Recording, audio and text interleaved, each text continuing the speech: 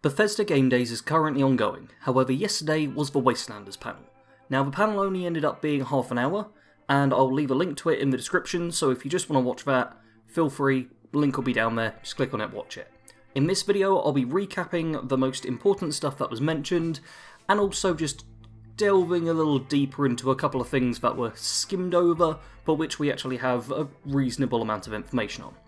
So I have various bullet points, we're just going to go through it all, and we're going to start off with just stuff we learned about Wastelanders that we knew a bit about, I suppose, but now we've got stuff with a lot more detail. So first up, the speech checks. I spoke about this in my most recent video where we got the dialogue system reveal, where we saw speech checks. We saw a couple of speech checks you could pass in one of the early locations. In the footage we got during the panel, we got to see a speech check you couldn't pass, and essentially it was a case of the charisma on the character was too low, so they got a bit of a different option, a jokey one, where because their charisma was low, they just kind of fumbled the whole conversation. They didn't actually use this speech option, so we don't know if there's any consequences to it, but it looks like if you don't have a high enough special stat, you'll get a different option where you just will say something probably dumb, which I kind of like. It's nice. It also lets you know, hey, if I use chems to increase my special stat, or if I use, there's even some food stuff which increases a special stat, then maybe I can pass the speech option, so that's good to go. We also got some more confirmation on lines having been rewritten for older characters, so Rose, the Mayor, and Modus were all mentioned as having lines added to them, all the voice acting done, so now when you talk to them in the new dialogue boxes, there'll be more conversational stuff you can just chat about. And they also mentioned that they're planning more on that in the future, so hopefully there'll be even more lines just added to certain NPCs as things go along, so that's all just nice stuff. Now, something that Jeff Gardner said, just kind of almost, it was almost off comment, but they mentioned they want to do a private test server for every major patch going forward.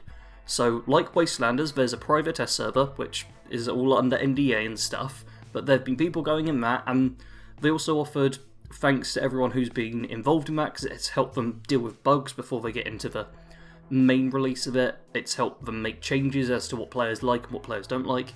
It's all been good stuff, so they want to have a private test server for every major patch going forward.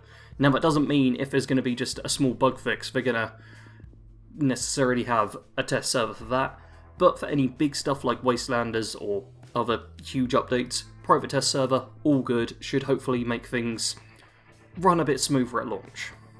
Now, we already knew a fair bit about reputation, I covered that in a previous video, but they expanded on it a tiny bit more where they mentioned that you will make an initial faction choice, so settlers or raiders, you'll essentially join up with one of them, but you'll still get to do both quest lines until a certain decision point, likely at the end. What this reminds me of very much is both Fallout New Vegas and Fallout 4, where you could essentially join up with one faction at the start, but then go off and do like various stuff on the other factions until right at the end, where it was basically, in both of those games, it was wipe out the other side most of the time.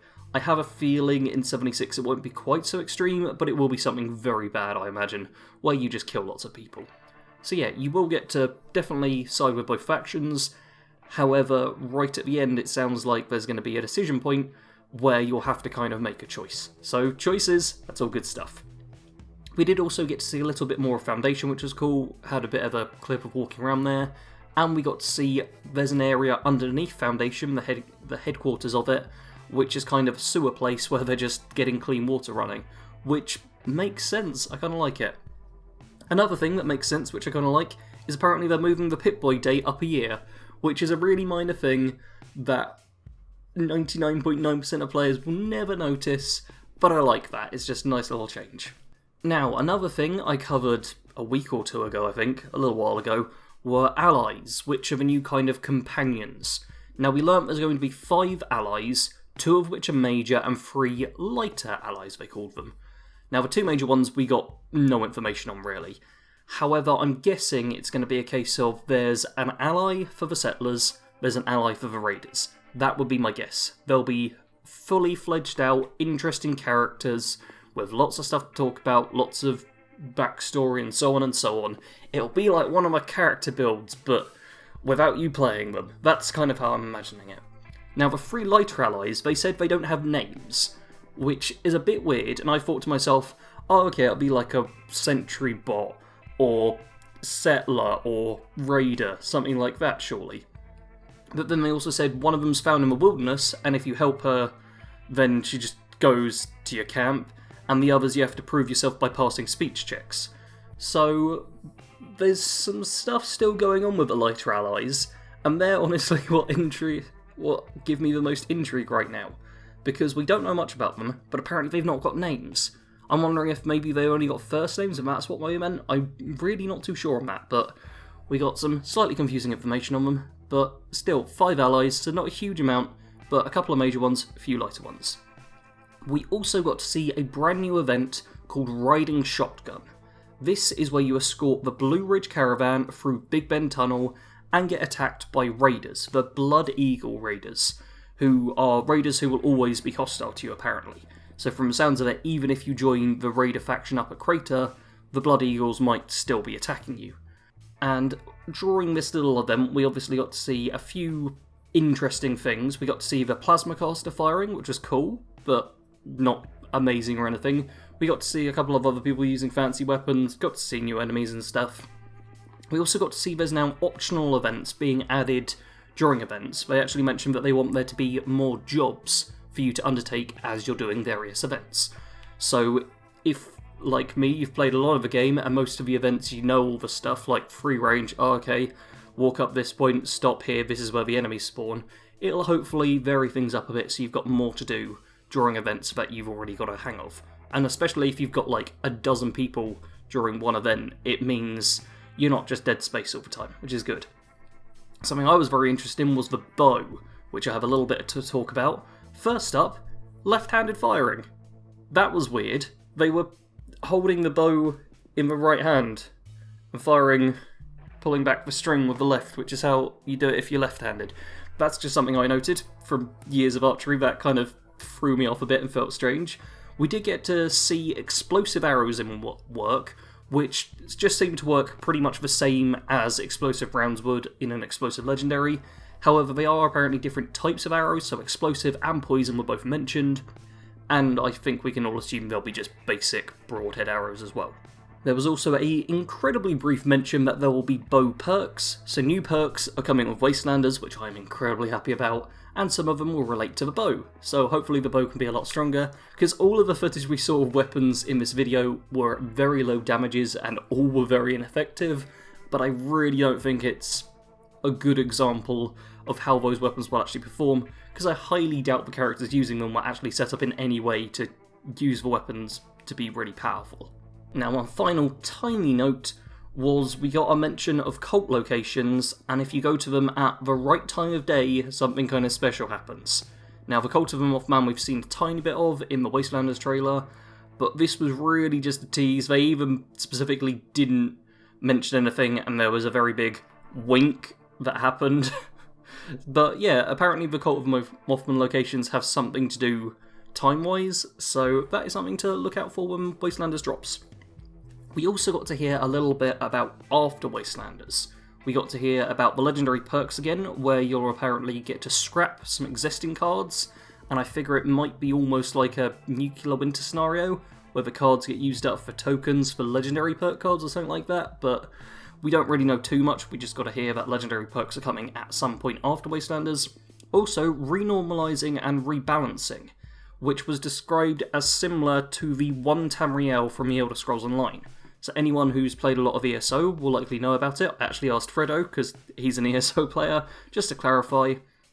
And from the sounds of it, it's going to make everything kind of scale to your level at all the time, whilst everyone else in the server has the world scale to their level.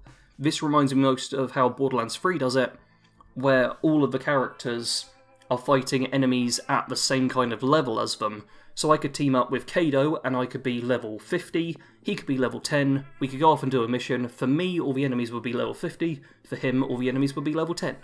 That's the kind of general gist we're getting from this. Nothing, shown on that though, so we don't know exactly how it will work, but it sounds like you're not going to be going to the forest and dealing with the level 5 Scorched anymore, or going into a Cranberry Bog at level 10 and be dealing with level 50 Scorched Beast. Everything will be just a bit more normalised, and a bit of a fairer playing field, I suppose. Now, one final thing they only mentioned in passing is they want to take a look into increasing camp budget. There's no confirmation there, though. They'd like to increase camp budget, don't bank on it, I'd say. But it's good to know they're at least thinking about it. Now, there is one final thing I want to talk about, and, well, one final category, which is the community calendar. So here on screen you will see the community calendar, where we've got March, April and May, we've got various events shown on here. So it's also in American dates, which always throw me, so apologies if I say any of these wrong. But yes, March has just begun? Begins tomorrow. My watch has the wrong date because it doesn't know it's a leap year. It's a leap year, everyone. But yes, from the 19th to the 23rd of March, there's going to be a legendary sale at the Purveyor. So if you've got script saved up, there'll be some stuff to buy there. That'll present another video opportunity for me. Great. And yep, they've pointed out free consumables available in the Atomic Shop for limited time, 24th to the 31st, so that's a week. Not sure what that is, that sounds similar to the free clothing and stuff, but consumables, so free stuff coming to the Atom Shop. What a surprise. Then there's just some around Appalachia stuff, which is all the photo mode things. I'm going to ignore all of those because you don't need me to talk about them. Obviously, on the 7th of April, Wastelanders releases, and Fallout 76 also comes to Steam. So that's going to be a big day there. Then some Twitch Prime stuff, also not going to worry about that. Another special Purveyor sale, so it says special Purveyor sale, I wonder if that's going to be like the mystery pick or something similar. That's happening from the 23rd to the 27th of April. Then on the 30th of April till the 4th of May will be an extended double XP weekend, so if you've started up a new toon in Wastelanders at the start of the month, that'll be a good time to just grind out some extra XP. Good to hear. Now, the 12th of May, backpack vanity updates. At a glance, that sounds kind of like, oh, new backpack skins, but the vanity kind of thing doesn't fit quite well, so I'm thinking maybe there's going to be like backpack trinkets or extra customization to them. I'm not sure. They didn't actually talk about this community calendar at all. It was on screen for about 4-5 seconds tops, so I just got a screen grab of it, so apologies that there isn't more solid information. Now, 15th to the 18th of May, new Treasure Hunter event. So, there's a new event coming, apparently only for 3 days, is what this seems like, unless they're saying it will show up on one of those days, then continue. But yeah, that'll be hunting treasure. I'm just looking forward to what that'll be like. Fastnacht. 19th of May, Fastnacht seasonal event returns.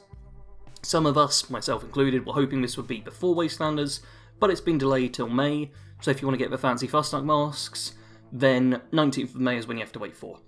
Then there's another Purveyor sale from just throughout the end of May, 28th onto the 1st of June? Yep, onto the 1st of June, another Purveyor sale, some more of that stuff, and then just more around Appalachia, which once again I don't need to go into. But that was essentially it. Just a bit of a roundup. I've tried to keep things somewhat brief, so it's at least like half the length of the panel, but as mentioned, there'll be a link to the panel in the description. They also said they're going to release the clips, or I believe Jeff Gardner said that there'd be the clips because they talked over the clips during the panel, because they only had a half an hour.